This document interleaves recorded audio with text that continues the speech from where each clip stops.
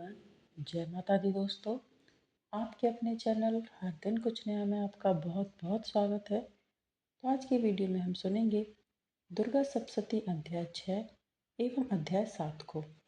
तो दुर्गा सप्तशती के संपूर्ण पाठों को सुनने के लिए चैनल पर बने रहें और यदि आपने अभी तक चैनल को सब्सक्राइब नहीं किया है तो चैनल को सब्सक्राइब अवश्य करें, साथ ही बेल आइकन को प्रेस करें। इससे ये होगा कि मैं कोई भी वीडियो अपलोड करूँगी तो इसकी नोटिफिकेशन सबसे पहले आपके पास पहुँच जाएगी। तो चलिए वीडियो को शुरू करते हैं।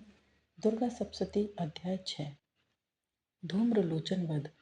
महर्षि वेदा ने कहा, देवी की बात सुनकर दूत क्रोध से भरा हुआ वहां से असुरेंद्र के पास पहुंचा और सारा वृतांत उसे कह सुनाया।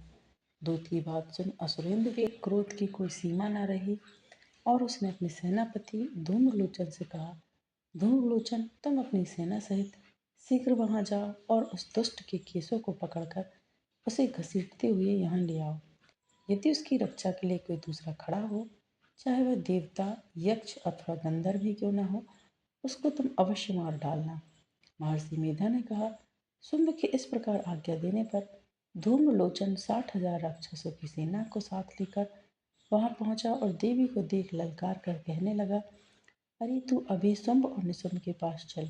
यदि तू प्रसन्नता पूर्वक मेरे साथ ना चलेगी तो मैं तेरे केसों को पकड़कर घसीटता हुआ वहां ले जाऊंगा।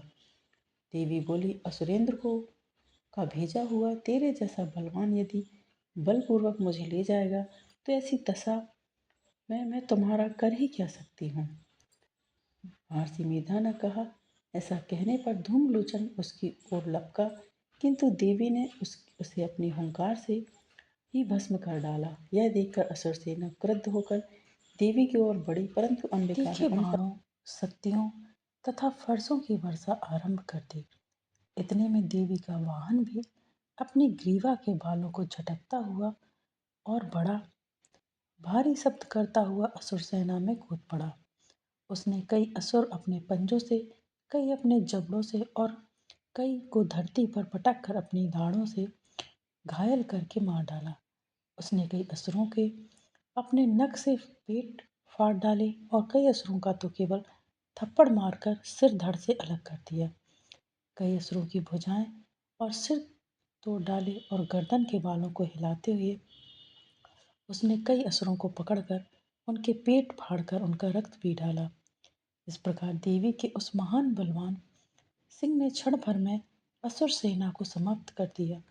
शुंभ ने जब यह सुना कि देवी ने धूम्रलोचन असुर को मार डाला है और उसके सिंह ने सारी संहार कर डाला है, तब उसको बड़ा क्रोध आया।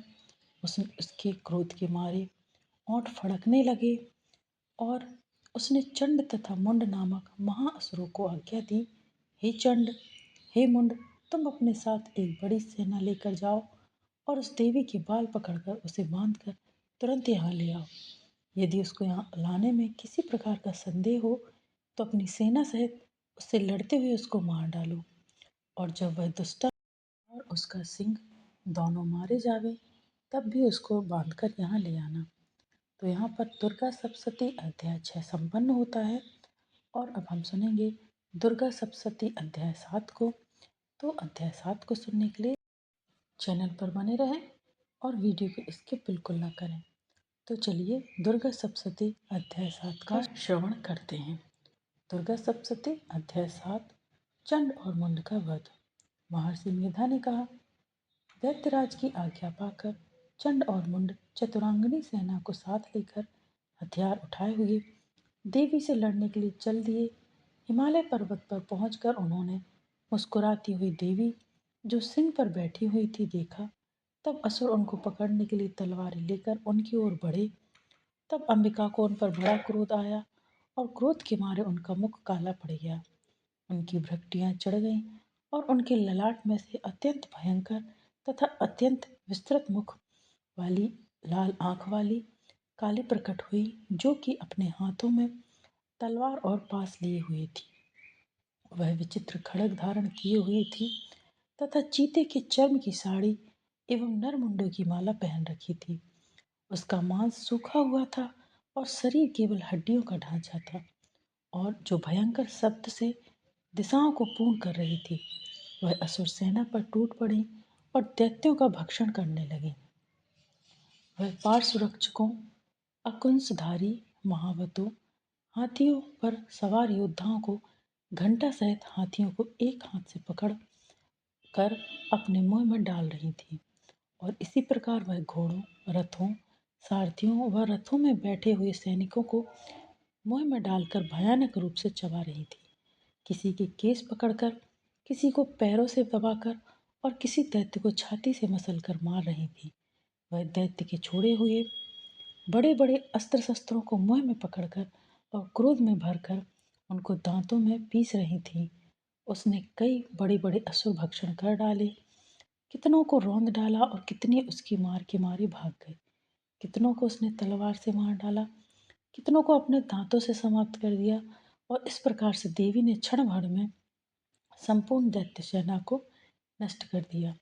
यह देख महापराक्रमी चंडकाली देवी और लपका और मुंड ने भी देवी पर अपने भयानक बाणों की वर्षा आरंभ कर दी और अपने हजारों चक्र उस पर छोड़े।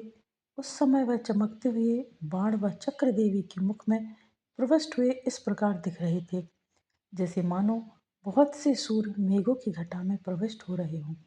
इसके पश्चात भयंकर शब्द के साथ काली ने अत्यंत जोश में भरकर विकट अट्टहास किया। उसका भयंकर मुख देखा नहीं जाता था। उसके मुख से श्वेत दांतों की पंक्ति चमक रही थी। फिर उसने तलवार हाथ में लेकर हूँ शब्द कहकर चंड के ऊपर आक्रमण किया और उसके केस पकड़कर उसका सिर काटकर अलग कर दिया। चंड को मरा हुआ देखकर मुंड भी देवी की ओर लपका, परंतु देवी ने क्रोध में भरे उसे भी अपनी तलवार से यमलोक पहुंचा दिया। चंड और मुंड को मरा हुआ देखकर उसकी बाकी बची हुई सेना वहां से भाग गई। इसके पश्चात काली चंड और मुंड के कटे हुए सिरों को लेकर चंडिका के पास गई और प्रचंड अट्टहास के साथ कहने लगी, हे देवी, चंड और मुंड दो महादैत्यों को मारकर तुम्हें भेंट कर दिया है। अब शुंभ और निशुंभ का तुमको स्वयं वध करना है। महर्षि वेदा ने कहा। वहां लाए हुए चंड और मुंड के सिरों को देखकर कल्याणकारी चंडी ने काली से मधुर वाणी में कहा, हे देवी, तुम चूंकि चंड और मुंड को मेरे पास लेकर आई हो, अतः संसार में चामुंडा के नाम से तुम्हारी ख्याति होगी। तो यहाँ पर दुर्गा सप्तशती अध्याय 7 संपन्न होता है। अगला वीडियो दुर्गा सप्तशती अध्याय 8 एवं 9 का होगा। तो दुर्गा सप्तशती के संपूर्ण अध्यायों को सुनने के लिए चैनल पर बने रहें एवं आगामी व्रतों एवं त्योहारों की जानकारी के लिए भी चैनल पर बने रहें।